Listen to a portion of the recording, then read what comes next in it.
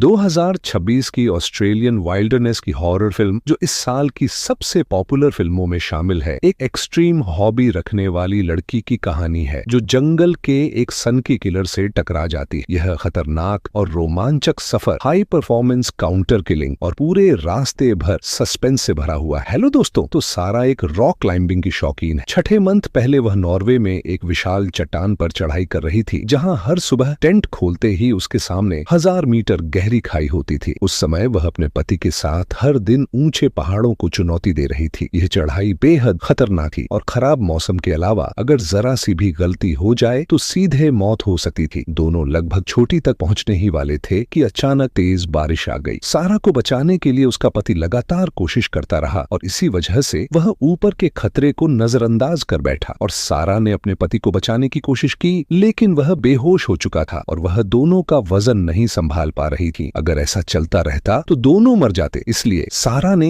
एक दर्दनाक फैसला लिया और उसका पति नीचे गिर गया और सारा किसी तरह बच गई। लेकिन अपने पति को खोने के बाद भी उसने अपना शौक नहीं छोड़ा। आधे साल बाद वह फिर से निकल पड़ी, इस बार मांडाला नेशनल पार्क की ओर, जहां अक्सर लोग गायब हो जाते हैं। जंगल में जाने से पहले उसे पुलिस को रिपोर्ट करनी पड़ी। अंदर जाने से पहले उसकी मुलाकात एबेन नाम के एक आदमी से हुई, जिसने उसे एक अच्छा कैंपिंग स्पॉट बताया। लेकिन जब सारा वहां पहुंची तो कुछ शिकारी भी वहां आ गए और वह कहता है, हम बस मदद करना चाहते थे। शिकारी उसकी गाड़ी के पास ही रुक गए, लेकिन सारा को फिर भी असुरक्षित महसूस हुआ और सुबह होते ही वह कैंप छोड़कर राफ्टिंग के लिए निकल पड़ी। वह बहुत खुश थी। दोपहर तक वह जंगल के गहरे हिस्से में पहुंच गई, जहां उसने पेड़ों पर लटकी हुई कई तस्वीरें देखी। जिज्ञासा में वह अंदर गई। जब उसे कोई खतरा नजर नहीं आया तो उसने वहीं कैंप लगाने का सोचा, लेकिन एक जहरीला सांप उसके टेंट में घुस गया और उसे आगे बढ़ना पड़ा। आगे जाकर उसे एक झोपड़ी मिली और संयोग से उसका मालिक वहीं एबेन था, जिसने उसे कैंपिंग स्पॉट बताया था। एबेन ने उसे पानी पिलाया और मांस खाने को दिया। उसने कहा कि यह मांस उसकी माँ के नाम पर रखा गया है। फिर उसने अजीब बातें करना शुरू कर दिया। सारा को शक हुआ और वह वहां से निकलने लगी, लेकिन एबेन अंदर जाकर हथियार ले आया और उसने सारा का फोन छीन लिया और स्पीकर पर एक गाना चला दिया। फिर उसने कहा कि उसके पास भागने के लिए सिर्फ एक गाने का समय है और फिर सारा जंगल में भागी और नदी के साथ साथ नीचे की ओर जाने लगी। उसी समय एबेन भी उसका पीछा कर रहा था। सारा पूरी तरह भ्रमित थी। उसे नहीं पता था कि आगे क्या करना है। इस बार उसे पानी छोड़कर बाहर निकलना पड़ा। उसने जंगल में कुछ लोगों की आवाज सुनी और सोचा कि वह बच जाएगी, लेकिन पास जाकर देखा तो वह उसके फोन पर चलाया गया वीडियो था। यह सब एबेन का जाल था। सारा नीचे थी और एबेन ऊपर। वह जहां भी जाती एबेन उसे देख सकता था और हमला कर सकता था। और फिर सारा पूरी ताकत से किनारे तक पहुंचने की कोशिश करती रही, लेकिन पानी का बहाव बहुत तेज था और वह बार बार बहती चली गई। अगर उसकी शारीरिक ताकत अच्छी नहीं होती तो वह डूब जाती। आखिरकार वह किनारे पर पहुंची, लेकिन उसकी टांग घायल हो गई थी। उसने फोन से पुलिस को कॉल करने की कोशिश की, लेकिन फोन पहले ही खराब हो चुका था। मजबूरी में उसने कपड़े बदले और भागने का दूसरा रास्ता ढूंढने लगी। वह वापस उसी रास्ते से जाना चाहती थी, लेकिन एबेन उसका पीछा नहीं कर रहा था, बल्कि ऊपर से उसे धमका रहा था, क्योंकि उसे पता था कि सारा के पास स्किड पैड नहीं है। अगर उसे वापस जाना था तो उसे अपनी नाव तक पहुंचना ही होगा। और जैसे ही एबेन जानबूझकर पानी में कूदा, सारा चुपके से स्किड पैड के पास गई और लॉक खोलने लगी। सारा ने कहा, मैं तुम्हारा आखिरी शिकार नहीं बनूंगी। लेकिन सारा को जोरदार चोट लगी। एबेन ने वहां एक जाल बिछा रखा था। सारा ने उस पर पेपर स्प्रे का इस्तेमाल किया, लेकिन एबेन जल्दी ही संभल गया। उसने सारा को बांध लिया और अपने गुप्त ठिकाने पर ले गया। वहां बहुत सारी लाशें थीं। सारा का चेहरा डर से बदल गया। जो लोग जंगल में गायब हुए थे वे सब एबेन के शिकार बन चुके थे। वह इंसानों को मांस बनाने के लिए इस्तेमाल करता था। उसने अपनी माँ को भी नहीं छोड़ा। वह उसकी पहली शिकार थी। एबेन ने अपनी माँ को मांस में बदल दिया था और उसके बाद जो भी मांस वह बनाता था उसका नाम अपनी माँ के नाम पर रखता था। सारा समझ गई कि अगर उसने विरोध नहीं किया तो वह मारी जाएगी। उसने एबेन के कान को जोर से काट लिया और मौका देखकर भाग निकली। इसके बाद दोनों के बीच संघर्ष और भी तेज हो गया। पानी के तेज बहाव में दोनों बहते चले गए। एबेन ने सारा का गला पकड़कर उसे मारने की कोशिश की, लेकिन जब उसने देखा कि उसका चेहरा लाल हो रहा है तो उसने उसे छोड़ दिया, क्योंकि जो शिकार पहले ही मर जाए वह ताजा नहीं रहता। वह उसे वापस ले जाकर धीरे धीरे मारना चाहता था। और जब सारा ने उसकी एक टांग तोड़ दी और अब एबेन को ऊपर चढ़ना था, इसलिए उसने मजबूरी में उसके साथ सहयोग किया। चट्टान पर सिर्फ एक ही व्यक्ति चढ़ सकता था और पूरी रात के बाद एबेन ने सारा के हाथ खोले और उसे ऊपर खींचने के लिए कहा। एबेन बेवकूफ नहीं था। उसे डर था कि सारा उसे छोड़कर भाग जाएगी,